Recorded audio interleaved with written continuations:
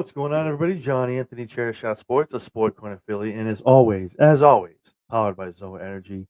Happy Saturday, everybody! Hopefully, everybody is having an amazing Fourth of July weekend. Fireworks on Friday night. Speaking of fireworks, though, this past Thursday on TNA Impact, man, we are definitely almost onto the off ramp, on directly on the road to Slammiversary in a couple weeks, July 20th in Long Island, New York. This pay per view is definitely this is obviously the WrestleMania, if you will, of TNA. Definitely building and definitely being stacked up as one of the biggest pay per views they've had in a long, long time. A lot of great matchups, a lot of great matches, a lot of titles on the line. So let's jump right into it and talk about it real quick. We kick off Impact, obviously. Indy Hartwell makes her way down, wants to sit ringside to watch the Inspiration, Tessa Blanchard, and Victoria Crawford, the two tag teams getting it on. Then we obviously go backstage. We have the Elegance brand also making sure they're taking a look and watching very closely at any tag teams that are wrestling who could be viable competitors for those knockout tag championships. Um, Great back and forth. It's great to see with the Inspiration doing that ring. Obviously, as that beautiful children, they come back. Looks like they haven't even missed a step. The crowd still pops for them. The music is great. They're reinventing themselves into this form of their tag team. Did awesome stuff with the Iconics and over in WWE. Um, I'm a huge fan of Tessa Blanchard as well, of what she does in the ring, her character, everything she does on TV. I like that. Uber heel heat, white heel heat. She deals right into it. Definitely love it. And obviously, Victoria Crawford is an oldie but goodie. She's awesome at what she does too. Great match, back and forth. It was awesome on all accounts on both teams. Obviously, Tessa gets thrown out toward Indy while she's out there, her and Indy throwing back and forth. She's getting in Indy's face. The Idolizer gets hit on Victoria Crawford, 1, 2, 3, and the Inspiration walks out of there with a win over them. Obviously, from that, Tessa and Indy start going at it, tussling out there, throwing each other around on top of the announce table, going into the crowd. Indy's halfway up into the crowd. They're going at it. It has been made official at Slammiversary. It will be Indy Hartwell and it will be Tessa Blanchard in a one-on-one match at Slammiversary. So that match itself is going to slap. Indy Hartwell does amazing work, and Tessa Blanchard is great as well. Very, very excited to see that match, and a great way to kick off Impact. This show was awesome. Did not skip a beat at any point. We go from there. We go to and we then talk about the Elegance brand. And the Inspiration with that win, they are now in a match at Slammiversary in Long Island. They are going for those knockout tag championships. Honestly, man, this might be. I'm not to throw predictions out because we're going to be doing a prediction show in a couple weeks, but I don't know, man. The Inspiration, you got to pick a time for Elegance brand to lose these belts, man. And if you're going to do it to somebody, do it for the Inspiration. Like the work they've done coming back, like I said, what they did as the Iconics, they left, they started some amazing families. They come back to TNA, over as hell, crowds popping, they're great in the ring. The Idolizer is a very good finishing move tag team wise. Give them the belts. Let's do it. Come on, let's make it happen at Slammiversary. Let them hold it for a couple months. We keep moving on down the road, and we'll see what happens. But yeah, excited for both those matches. Named pretty early on in the episode on Thursday. Excuse me, on Thursday. So very, very happy. Slammiversary is looking great. We might be there. Chair Shot Sports might have boots on the ground. Might be able to get there on the 20th. So stay tuned for that. We might be there live doing coverage and stuff like that. So that might be a thing as well. Then we have Tasha Steeles come out, obviously, and the Great Hands coming out, talking about the situation right now with Mustafa Ali. Ever since Mustafa Ali came up short in his title chase, he's not been the same man. Volatile, very isolated, very away from everybody else. Um, Tasha had no choice but to go to the past to help the future for Mustafa. Had to go. Um, she had to call Cedric Alexander, man. And great to see Cedric back, man. Again, if you watch WWE, you watch 205 Live, awesome, awesome stuff. The history between the two of these gents is amazing. And Cedric brings that up. He brings up 205 Live. He brings up the history between the two of them and how they've carried it and how John Cena sat front row and watched them at WrestleMania while they had their WrestleMania moment. Well, Cedric had his WrestleMania moment, whereas he's the one who won said match at WrestleMania. Um, And pretty much he's like, I'm here to help. After a second, Ali kind of looks around. He just pushes the hand off. He goes, I don't need your effing help, bro. I don't want your help. What I want is my main event. What I want is my vindication. What I want is a win over the one person I have not been able to beat, and that's you, Cedric. Cedric, I want you at Slammiversary in Long Island. And then obviously we go to commercial. We come back from commercial. That match has been made official as well. Oh man, I'm telling you, it's just I got to get the Slammiversary, man. Whatever I got to do, I got to get there. But this card is just a slap. But this week's show was great as well. Again, it did not the hits did not stop after that. We go right into the TNA Knockouts Women's Championship match. Masha Slamovich, Killer Kelly in a chain match. Um, think think bull rope match in WWE. Now with chains. Dude, these ladies can go. Killer Kelly is obviously amazing, awesome athlete. But Masha, man, I'm telling, ooh, man, Mama Jamma, man, I'm telling you, Slamovich is awesome. She's been such a great champion, defending all the time and such great matches in doing so as well. Um, this chain match is great. Kelly had Slamovich on the ropes, figuratively and literally, so many times, utilizing that chain in such a great way. So close to getting 1, 2, 3 counts on so many occasions. But that's why Masha is still your TNA Knockouts Women's Champion. She gets behind Killer Kelly, gets her in the rear, almost a rear naked choke with the chain. Kelly has obviously no choice but to choke out. Masha retains and is still your TNA Knockouts champion. Again, amazing match, amazing stuff. Love it. This show, I can't keep saying it. Like this Impact was awesome, hard hitting, did not stop from start to finish. But we're not done here. JC Jane comes out with the rest of Fatal Influence, attacking Slamovich, putting the boots to her. Eventually, the cavalry comes down. They help out Masha, and JC walks away. Saw her looking very particularly, if you will, at that TNA Knockouts Championship in her hand and walking away saying she will run both brands as well. Um, as we move on, come to find out, it has been noted and has been signed, sealed, delivered with a lot of calls, a lot of emails, according to Santino. Um, it is official. It is going to be happening. Whoever the winner of JC Jane and Jordan Grace is at Evolution will be facing off against Masha Slamovich in a title versus title match at Slammiversary. Now, again, I've already seen the things online. This is not a winner take all. This is not a unification. I think they've gotten away from that a little bit. They understand like you can have two people fight for titles and have double champs. You can have Masha 2 belts. You can have Jordan 2 belts. With that being said, this match was a little too quick for me. Not to say they don't swerve and JC Jane wins and goes on, and maybe Masha is the one who has the double belt, seeing as Trick Williams is walking around the TNA World Championship in NXT. But this kind of party tells you that Jordan Grace is gonna win at Evolution and get hurt that NXT belt, and then she's gonna face off against Masha. Those two, obviously, former TNA, now NXT. And so much story there between the two of them, as she's the one who took it off of Jordan Grace. Now Jordan wants to get it back, that kind of stuff. So the storyline can be great, and I'm sure it will be great. And maybe JC Jane, they swerve everybody, and she's the one who goes on.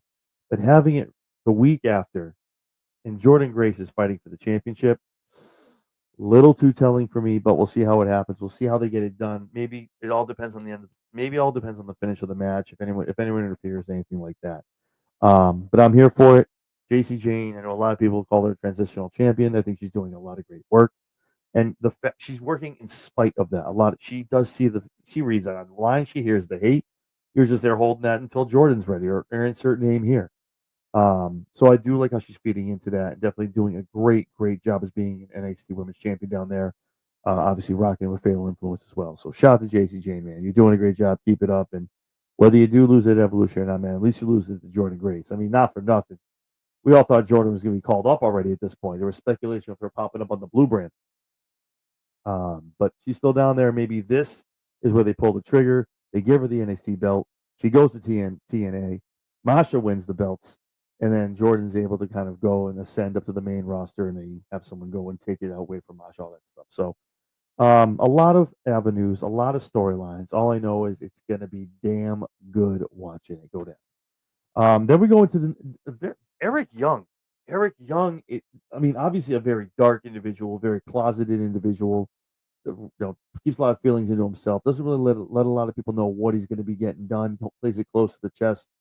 Is getting a little frustrated, taking some L's, and takes it out on the Northern Armory. Like it's just like you boys are with me or are you against me? You're letting me down. And he's like, maybe I just need to put the dirt on you boys and put you with the rest of the bodies. In other words, kick him to the curb and move off on his own, which Eric Young does more better than probably anybody else in the industry of being a lone wolf. Um, the Northern Armor is like, listen, we'll do anything for you. And he's like, prove it.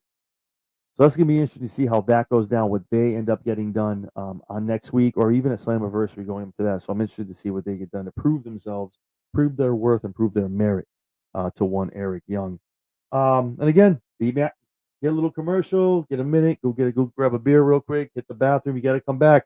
My man Eddie Edwards and Matt Cardona are on our television, man. Anytime Matt Cardona is on TV, shut up. Tell everyone else to stop what they're doing. Put the phone down and pay attention because it's a class act in that ring, baby. Awesome match. I like what they're doing here, though.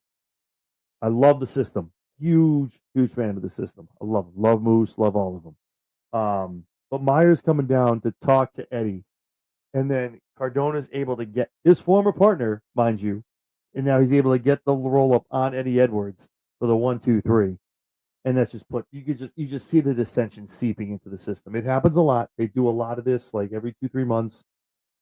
They plan like the guys against each other with the history and all this other stuff. They're well probably other than probably Judgment Day, well obviously Bloodline, but outside of WWE, they're probably one of the better factions in wrestling.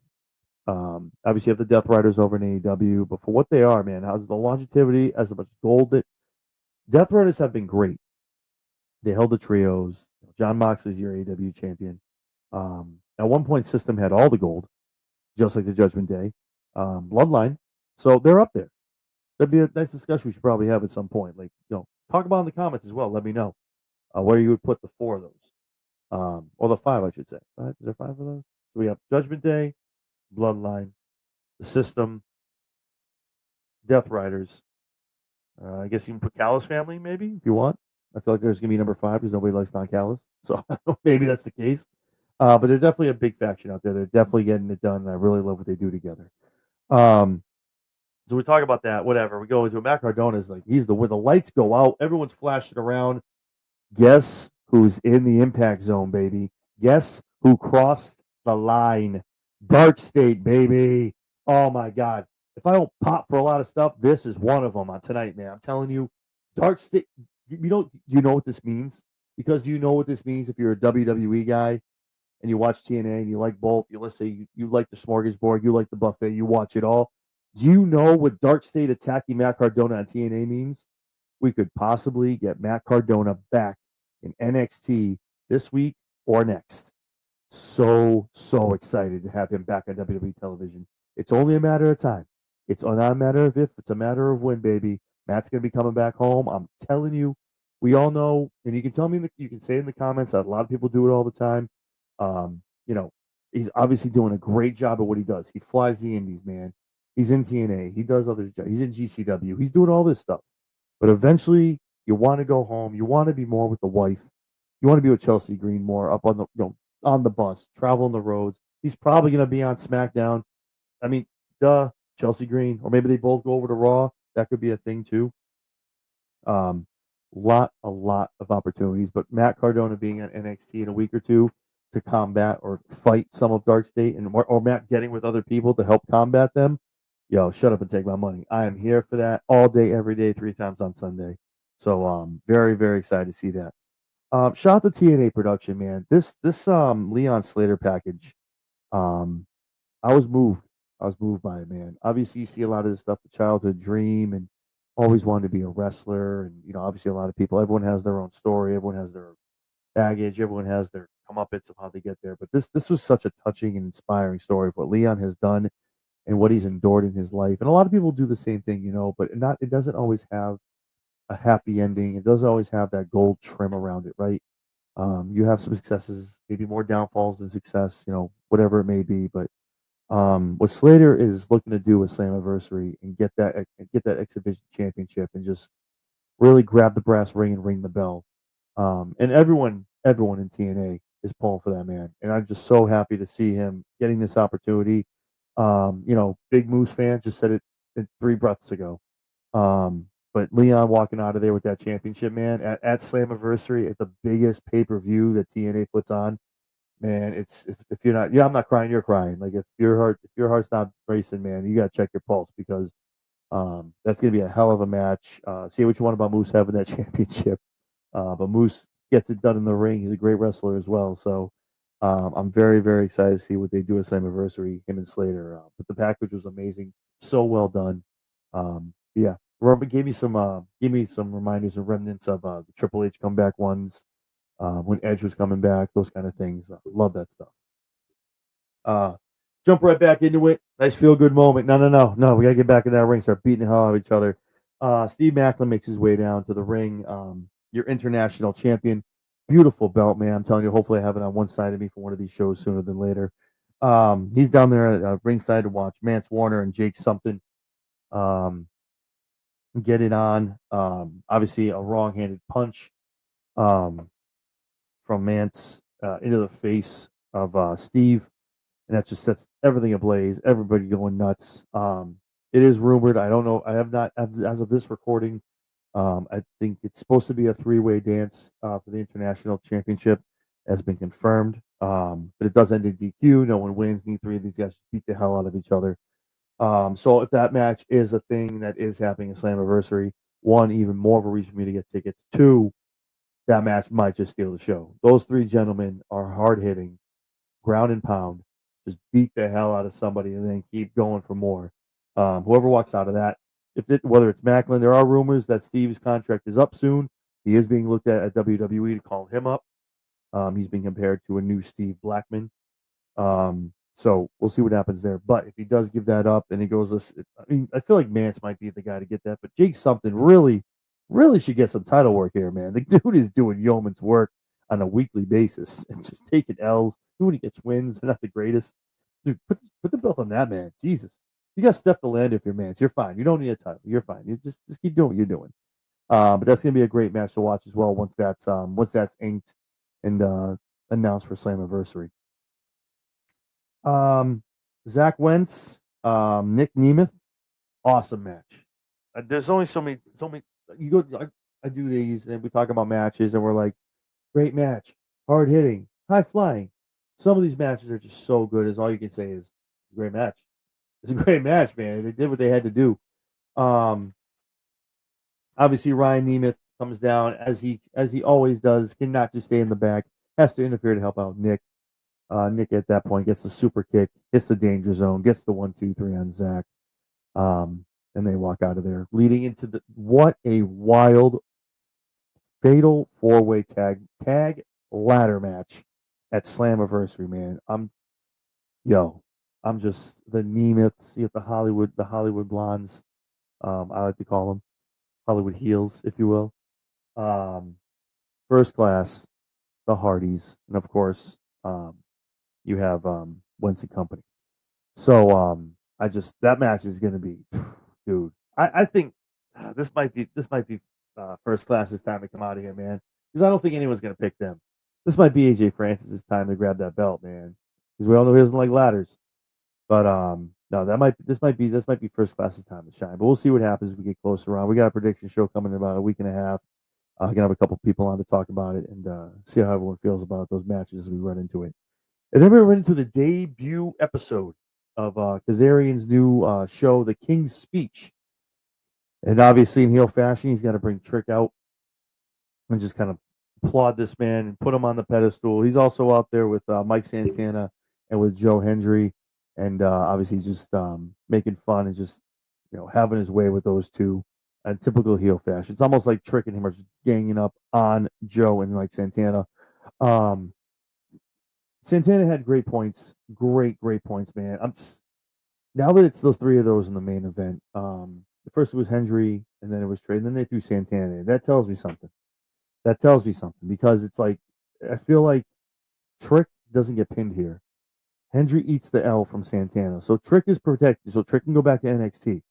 I don't think he keeps coming back to go for the title. I mean, he's going to lose. He's going to be mad, but then he goes back to whatever's going on with Oba Femi. Not to say that's going to go all the way to. I really thought Oba and Trick would be a stand and deliver kind of thing. But by stand and deliver, you would want Trick to be ready to go up to the main roster. And again, I'm not trying to get into the prediction stuff and how I would work it, how I would run it down the road and kind of book it. We're going to talk about that on the Slammiversary prediction show. But it makes sense. It's a three-way, but I really, really think after how Mike was talking and how he talks all the time, his promos are fire. But if you want promo class, get Mike Santana in there to talk. That's half the reason why WWE wants him in there so bad. He's so great on that mic, man. He's so good at what he does. Also, obviously, amazing wrestler as well. He did amazing things with LAX. I had the opportunity to meet both of them a couple of years ago. But yeah, no, so awesome stuff. And obviously, Joe, a lot of people are saying that the shine is rubbing off of Joe Hendry. He's not the shiny new toy anymore. That's on Joe to keep going. Obviously, Joe had the catchy, has the turnaround, the face everywhere. Say his name and he appears. That's on Joe to keep that going and to keep it alive and use that to capitalize on that character moving forward. I think we all know it's a foregone conclusion. And once the contract is over up in TNA, Joe Hendry, it might end up in WWE. Sorry, weird time to pause. I apologize. Weird, maybe end up in WWE. The crowds definitely aren't popping the way they used to. They don't pop the way they used to on NXT. Now, I'm not saying this as a troll or a hater. I watch what I watch. I watch the product 7 days a week. I know what you're saying. There's not wrestling on 7 days a week, but I can't watch it all on certain nights. So I have to break it down and watch everything Monday through Sunday. The crowds aren't the loudest. I just had a discussion. We were talking about SmackDown on the SmackDown Shakedown every Friday, 12:30 a.m. Eastern Standard Time. Me and Big Mike from the Running Podcast. We were breaking it down. We're talking about the Wyatts. If you watch SmackDown, if you're an honest wrestling fan, this isn't like tribalism at its best. This is if you watch the product and you can be awesome about it with yourself, with your friends, and people who are like-minded and want to have an honest conversation. The crowds are quiet. They're crickets, man. I'm getting like, oh, that's not the one. Oh man, I hit the wrong one. Like I'm getting crickets and crows everywhere, man. Like it's quiet as hell. For the Wyatts, and they're coming out. And Big Mike had a great point. If this team doesn't have Wyatt at the end of it, are these guys just coming out dressed up as animals and are they even close to the tag division in the top of the tag division? But I digress. That's a discussion for the SmackDown Shakedown. Definitely check it out. It's over on our X and on our YouTube as well. But I liken that to Joe Hendry. The crowds are still there. All right. We're nowhere near them being quiet. They pop for it. They love it. They do the sway when he comes out, the clapping, the whole interactive thing. That's great. But now it's on Joe as the wrestler, as the character to keep it going. Because we all know you can be an entrance. You can be an entrance wrestler for a long time. But eventually that's going to run out. And as you as a wrestler, need to reinvent yourself. Jericho is the biggest deal. Like, obviously, AEW had 4 or 5 different personas. Very interactive entrances. Did a lot of stuff with the inner circle, right? A lot of singing along. The singing along is great. That comes with the territory when you have a good catchy song, right? But eventually, at the end of the day, what happened to Jericho? The learning tree. No one's popping for that anymore, bro. Like, is what it is. That you have to be Chris Jericho. But I have to go down this whole road of other ex superstars. We're talking about Joe Hendry here. We're talking about Slammiversary, the main event on July 20th in Long Island. Mike Santana, Joe Hendry, and Trick Williams for the richest prize in TNA, the TNA World Heavyweight Championship.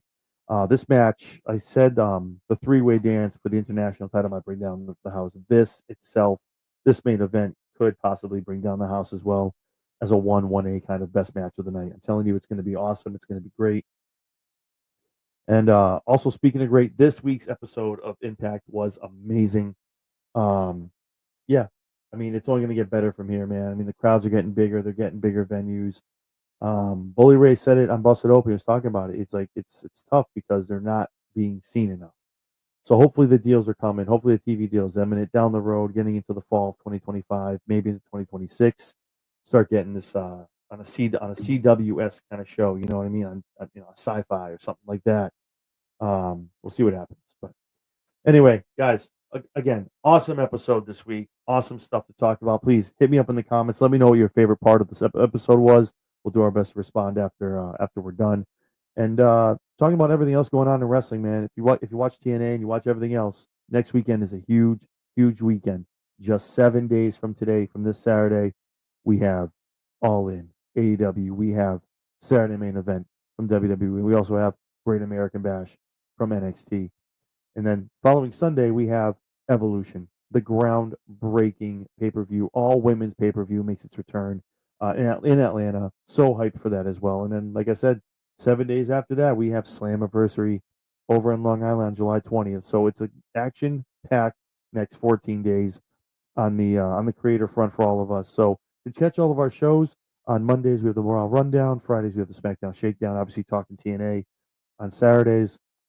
Also, you can catch me exclusively over on bodyslam.net with the Chair Shot Sports Week in Wrestling. So please subscribe to their YouTube and X as well. But yeah, do the thing, guys. Like, comment, subscribe. You can catch us on X, on YouTube, on TikTok, and on Instagram as well. So yeah, but anything else for any of you guys watching this, do me a favor. Hit the like button. You like the show. You like what we talk about. You like the content. It lets YouTube know, hey, man, throw this into the algorithm. It's cool stuff. Let's wrestling fans. Check it out. Obviously, it doesn't just help myself. It helps Big Mike, Bedrock over on the run-in, Jesse B at the lowdown, everything about AEW you want to know but are afraid to ask. Also, Mike and Tori over Kicking Out at 2, and our friend Vinny over at Suds and Square Circle. So, yeah, man. I mean, it's like I said, it's just the wrestling does not stop. The train doesn't stop because then after July 20th, we get right back on the highway, chilling down for the SummerSlam exit August 2nd and 3rd over at MetLife Stadium. Yours truly, Mr. Chair Shot Sports, John Anthony, will be in attendance night 2 at SummerSlam at MetLife. So pumped for that, man. You're going to see John Cena and Cody Rhodes main event to be amazing. But here's what all stuff, guys. Like, comment, subscribe on our YouTube, on our X, and our Twitter, and our Instagram. That being said, guys, I'm John Anthony.